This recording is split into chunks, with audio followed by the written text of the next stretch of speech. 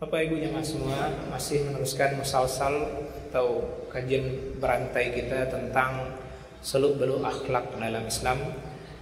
Pertemuan lalu kita menganggap selesai bahasan tentang akhlak mulia, husnuzon, berbaik sangka kepada sesama muslim. Pertemuan ini sangat penting rasanya kita mundur ke belakang di ayat 6 surah Al-Hujurat. Ini masuk dalam kategori akhlak tercela yang oleh bahasa ulama tasawuf diberi istilah afatul lisan, penyakit lidah.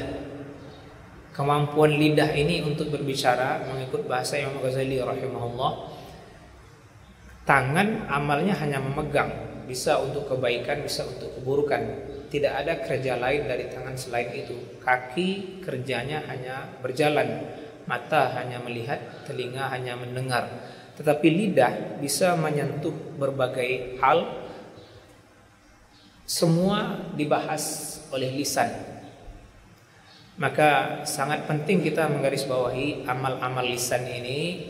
Hal-hal yang baik harus kita hiaskan lisan kita dengan itu. Hal-hal atau akhlak buruknya harus kita jauhkan lisan kita darinya.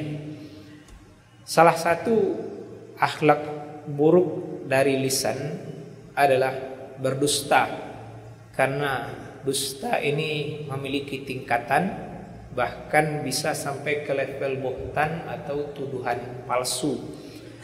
Maka Bapak dan Ibu, surah Al-Hujurat ayat 6 ini sudah sama kita pahami.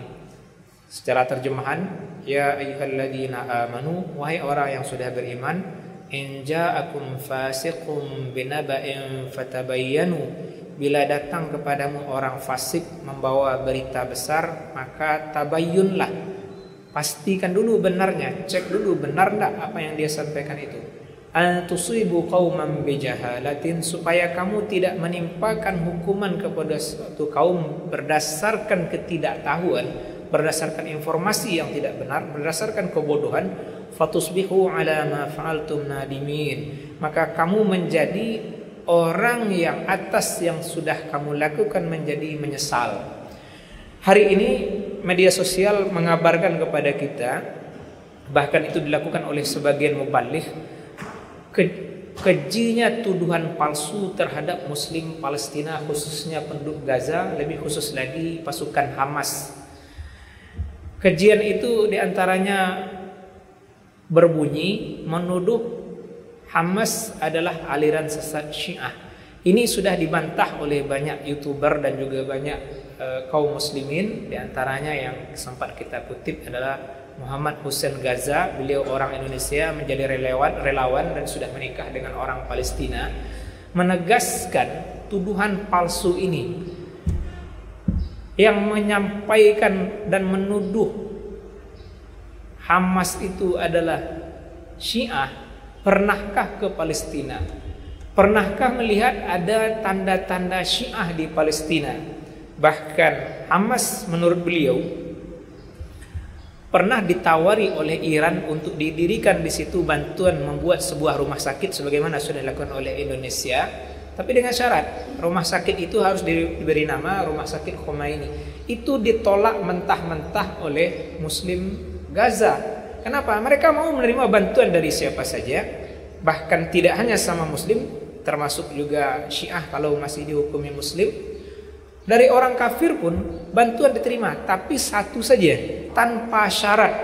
Kalau bantu ya bantu saja, ini kan konsepnya kemanusiaan. Maka mereka menolak bantuan dari Syiah Iran. Bagaimana bisa tuduhan palsu ini menjadikan seperti yang dikabarkan oleh ayat ini?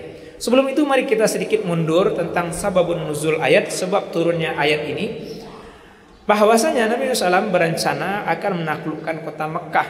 Nah di situ ada seorang sahabat yang keluarganya masih ada di Mekah, berharap dengan membocorkan informasi ini kepada orang-orang musyrik akan menjadikan orang-orang musyrik menjamin keselamatan keluarganya yang masih tinggal di Makkah. Nabi tidak tahu peristiwa itu, kaum muslimin tidak tahu itu, tapi Allah Maha tahu sehingga Allah turunkan wahyu ke Nabi soal peristiwa itu.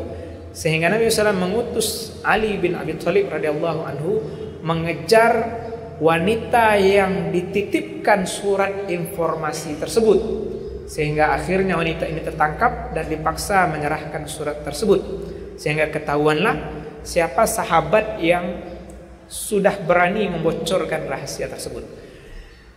Kejadian ini menjadikan sahabat itu divonis sebagai orang fasik berdasar bahasa ayat. Kenapa? Karena itu adalah sebuah pengkhianatan.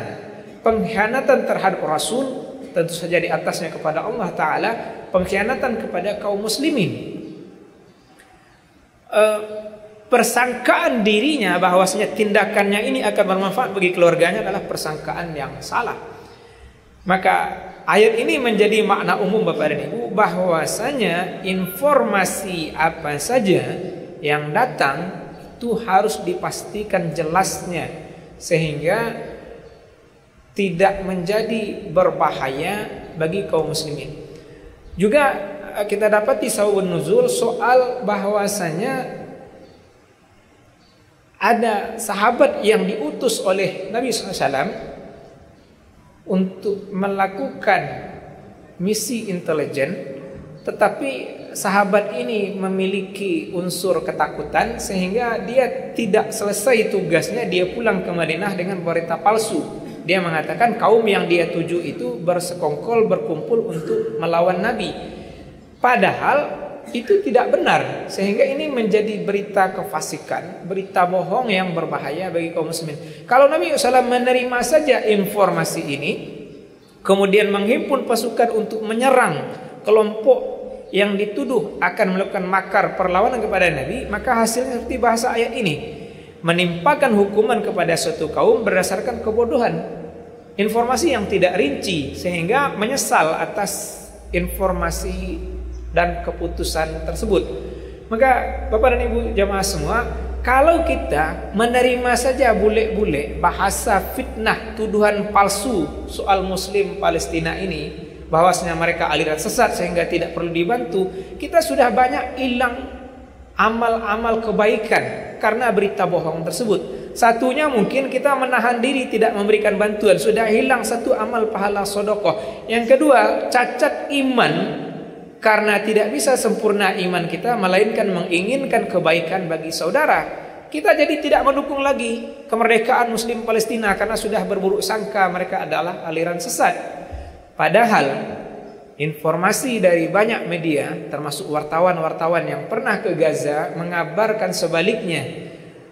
Mereka penduduk Gaza adalah orang-orang yang sangat loyal kepada akidah lurus Islam ini, mengikut keyakinan Ahlus Sunnah wal Jamaah. Maka Bapak dan Ibu, penting sekali kita menahan diri untuk ikut pula like and share, suka terhadap sebuah informasi kemudian membagikannya begitu saja tanpa memastikan benar tidaknya informasi tersebut. Termasuk juga seorang ulama kita yang saya pribadi hormat sebenarnya, Buya Ar-Razi Hashim, pernah juga menerima informasi tidak valid seperti ini tentang Palestina.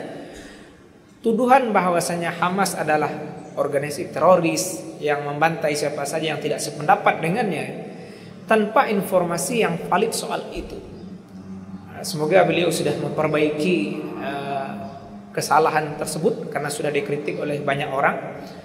Maka Bapak dan Ibu, penting sekali kita memvalidkan informasi tentang saudara kita sendiri. Nah, logika ini tentu saja berbeda terbalik kalau kita bicara soal orang kafir yang memang sudah jahat juga ke kita. Ini saya bicara umum ya.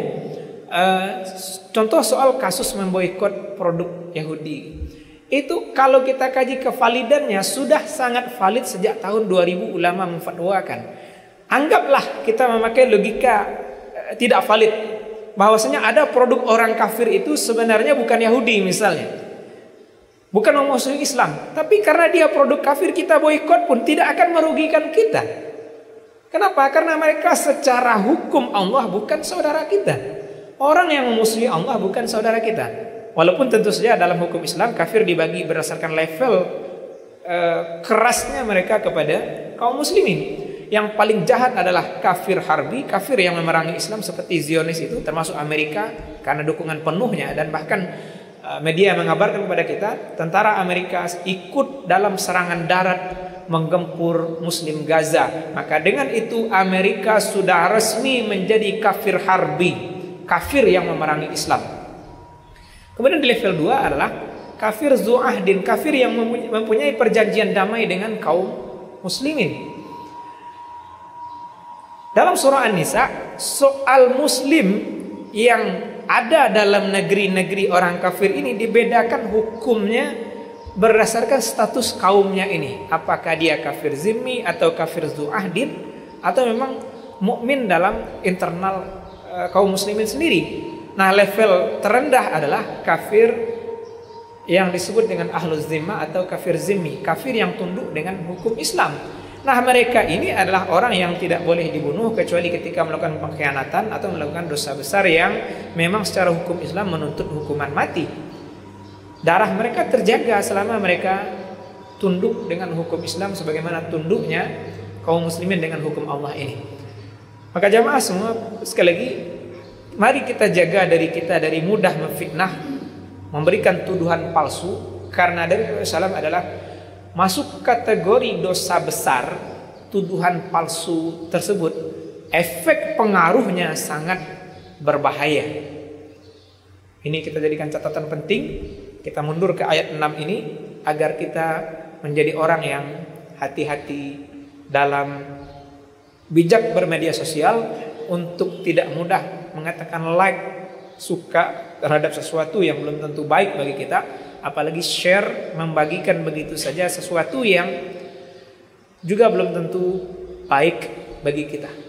Ini sebuah catatan bagi kita bersama. Semoga Allah jaga kita sehingga lisan kita nanti akan memudahkan kita masuk taman-taman sorga, karena catatan amal kita dari efek lisan lebih banyak baiknya dibanding buruknya. Maka penting kita menyibukkan lisan ini dengan Al-Quran, dengan zikir, mengurangi bicara-bicara, apalagi termasuk media sosial itu kan bicara ya, bicara lewat tulisan mungkin.